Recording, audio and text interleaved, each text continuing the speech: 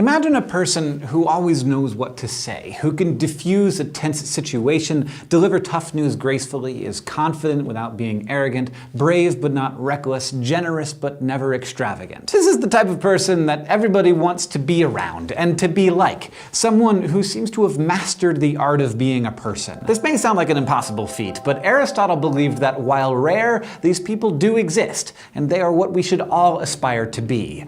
Virtuous. And there's a whole moral theory based on this idea of virtue. But unlike most of the moral theories we've discussed, virtue theory doesn't spend a lot of time telling you what to do. There's no categorical imperative or principle of utility. Instead, virtue theory is all about character. Rather than saying, follow these rules so that you can be a good person, Aristotle and other virtue theorists reasoned that if we can just focus on being good people, the right actions will follow effortlessly. Become a good person, and you will do good things. No rule book needed. So why should you become a virtuous person? Because eudaimonia.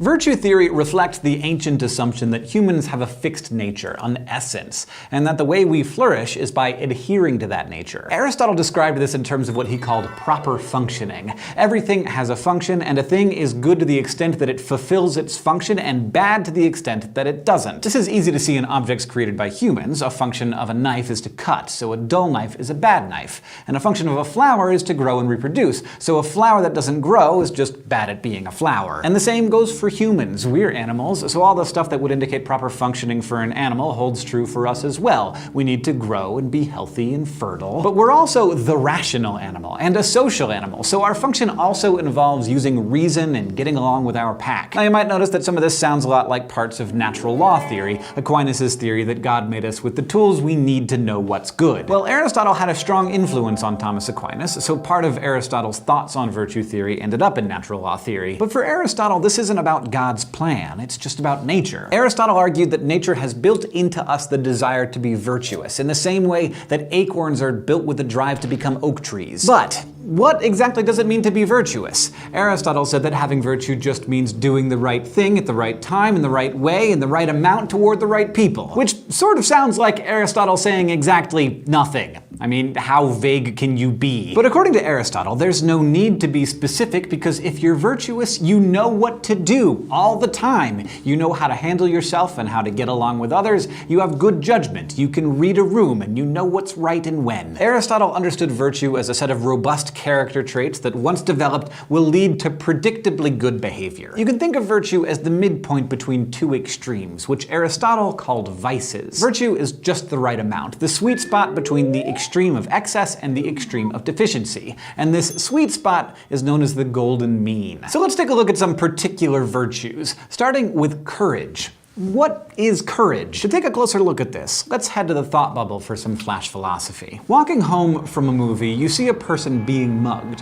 What is the courageous action for you to take? Your impulse might be to say that a courageous person would run over there and stop the mugging because courage means putting yourself in harm's way for a good cause, right? Well, no. A virtuous person, in the Aristotelian sense, would first take stock of the situation. If you size up the mugger and have a good reason to believe that you could safely intervene, then that's probably the courageous choice. But if you assess the situation and recognize that intervention is likely to mean that both you and the victim will be in danger, the courageous choice is not to intervene, but to call for help instead. According to Aristotle, courage is the midpoint between the extremes of cowardice and recklessness. Cowardice is a deficiency of courage, while recklessness is an excess of courage, and both are bad. Aristotle said that you definitely can have too much of a good thing. So being courageous doesn't mean rushing headlong into danger. A courageous person will assess the situation, they'll know their own abilities, and they'll take action that is right in the particular situation. Part of having courage, he argued, is being able to recognize when, rather than stepping in, you need to find an authority who can handle a situation that's too big for you to tackle alone. Basically, courage is finding the right way to act act. And a lot of the time, but not all of the time,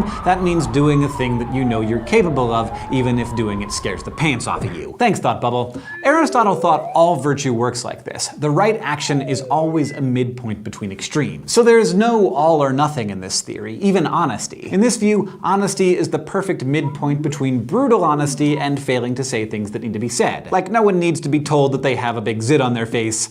They already know. The virtue of honesty means knowing what needs to be put out there and what you should keep quiet about. And it also means knowing how to deliver hard truths gracefully, how to break bad news gently, or to offer criticism in a way that's constructive rather than soul-crushing. The virtue of generosity works the same way. It avoids the obvious vice of stinginess, but also doesn't give too much. It's not generous to give drugs to an addict, or to buy a round of drinks for everyone in the bar when you need that money for rent. The right amount of generosity means giving when you have it to those who need it. It can mean having the disposition to give just for the heck of it, but it also means realizing when you can't or shouldn't give. So now you can see why Aristotle's definition of virtue was totally vague. Where that golden mean is depends on the situation. But if you have to figure out what virtue is in every situation, how could you possibly ever learn to be virtuous? Aristotle thought there was a lot that you could learn from books, but how to be a good person was not one of them. He said that virtue is a skill, a way of living, and that's something that can only really be learned through experience. Virtue is a kind of knowledge that he called practical wisdom.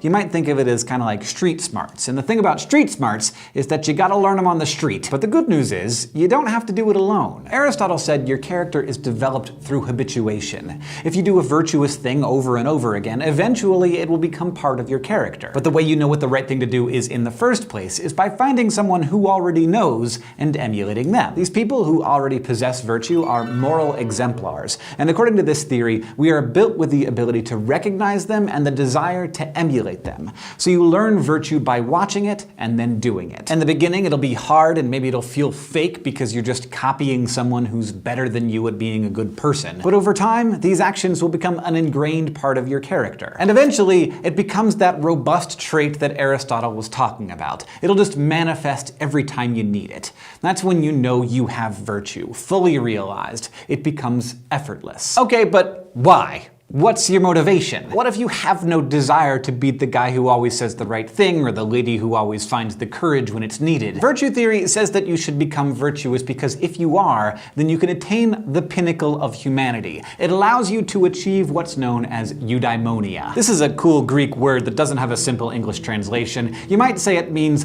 a life well lived. It's sometimes translated as human flourishing. And the life of eudaimonia is a life of striving. It's a life of pushing yourself to your limits and finding success. A eudaimonistic life will be full of the happiness that comes from achieving something really difficult rather than just having it handed to you. But choosing to live a eudaimonistic life means that you're never done improving. You're never to a point where you can just coast. You're constantly setting new goals and working to develop new muscles. Choosing to live life in this way also means you'll face disappointments and failures. Eudaimonia doesn't mean a life of cupcakes and rainbows. It means the sweet pleasure of sinking into bed at the end of an absolutely exhausting day. It's the satisfaction of knowing you've accomplished a lot and that you've pushed yourself to be the very best person you could be. This is morality for Aristotle. It's being the best person you can be, honing your strengths while working on your weaknesses. And for Aristotle, the kind of person who lives like this is the kind of person who will do good things. Today we learned about virtue theory. We studied the golden mean and how it exists as a midpoint between the vices of excess and deficiency. We talked about moral exemplars and the life of eudaimonia that comes with virtuousness. Next time, we're going to consider a tricky little problem in ethics known as moral luck. Crash Course Philosophy is produced in association with PBS Digital Studios. You can head over to their channel to check out a playlist of the latest episodes from shows like PBS Spacetime, Barbecue with Franklin, and PBS Offbook.